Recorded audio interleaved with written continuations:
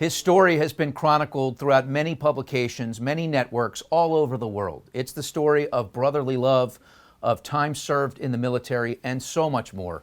Joining us now is Johnnie Ashe, who served in Vietnam from 1966 to 1968. Joins us from Port St. Lucie, Florida. Johnnie, thanks for being with us. You're very welcome. The name Ashe, it's a well-known name. Your older brother, Arthur Ashe, was a Grand Slam champion. He won 33 titles in his lifetime. We're going to get into that and your relationship with him. But first, we want to talk about your service. What can you tell us about those years? Vietnam was a situation we really didn't have to be in. But it was, you might say, our generation's skirmish. It left a lot of scars, created a lot of problems at home.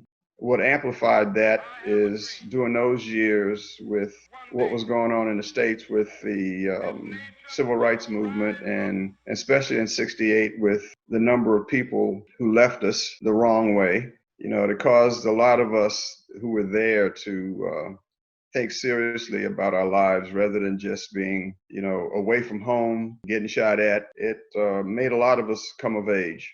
So your first tour in Vietnam started in 1966, July of 1966, and in July of 1967, you would go home and you would notify your father that you wanted to go back for another tour of duty. Why did you do that, and what was his reaction? And he immediately said, "Johnny, what are you doing home? It's a month early." And I said, "Daddy, I'm going back to Vietnam." He said, "What for?" And I said, "Because I don't want Arthur to have to go. He will have 15 months left if I came back when I was supposed to." And he said to me, well, after dropping his head and giving it some thought, he said, "Well, that I can understand." And that was actually the end of the conversation. And Arthur was stationed at West Point at that time, and there was a rule that prevented brothers from serving simultaneously. So you did the most selfless thing you could do, and that was go back and put yourself in the line of fire so that your brother could continue his tennis career. It was also around that time Martin Luther King was assassinated. So there was a lot of havoc going on in the United States. All the while, Arthur Ashe, who was an amateur, managed to win the 1968 U.S. Open.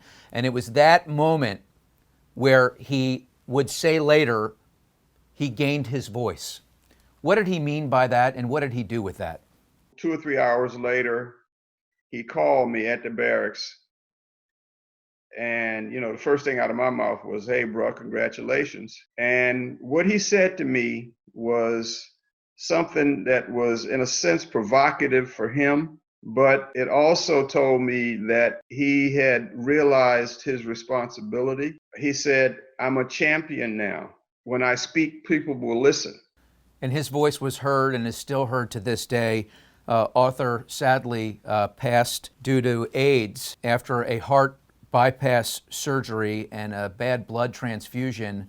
He died at the age of 49. But in a lot of ways, his voice, it still reverberates. It still impacts society. And I can imagine that there's a groundswell of pride knowing that his legacy will live on forever. There had to be someone who could show the rest of the world that, you know, we as a people are capable, and we as a people are capable of doing things other than just entertaining and playing sports. Because in those days, you know, that was the big thing that most people felt that we were good for. Your brother would say that he wanted to be the next Jackie Robinson of tennis. He wanted to break the color barrier, and he went in Jackie's footsteps. He went right to UCLA. He became a champion at UCLA, and he really lived by that dream and that wish. What did that mean to him?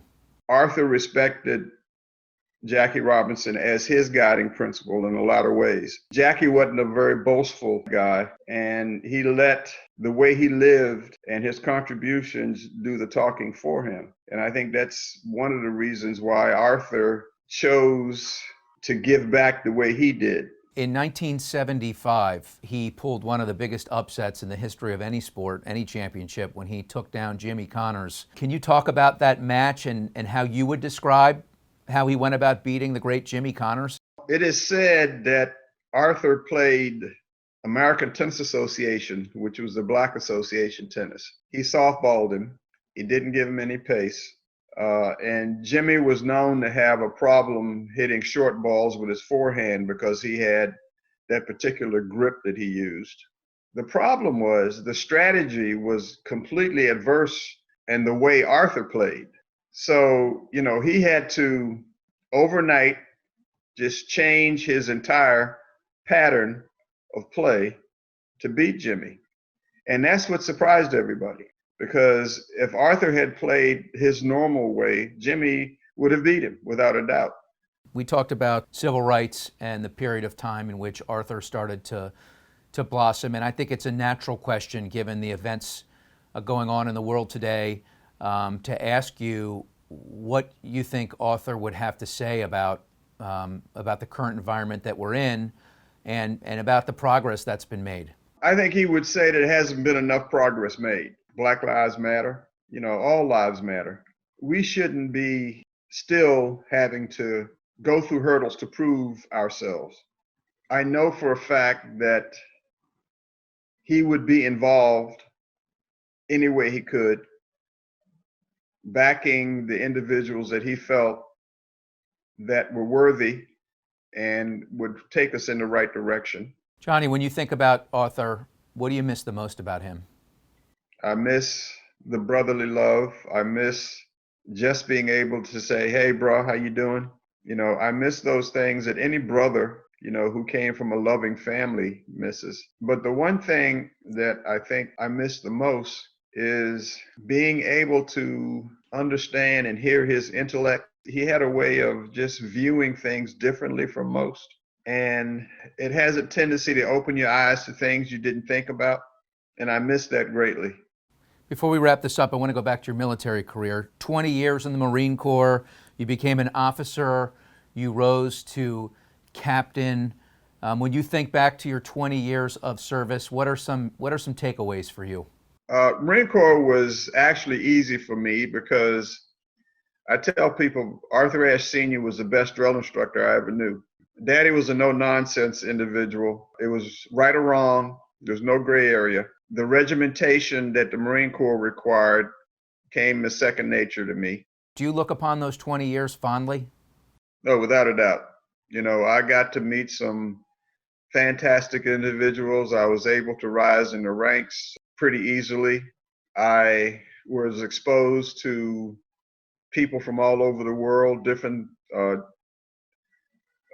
thoughts. The time that I spent in the Orient, in Okinawa, and in the Philippines was definitely rewarding. Johnnie Ashe, this has been a real pleasure. We really appreciate the time you spent with us here.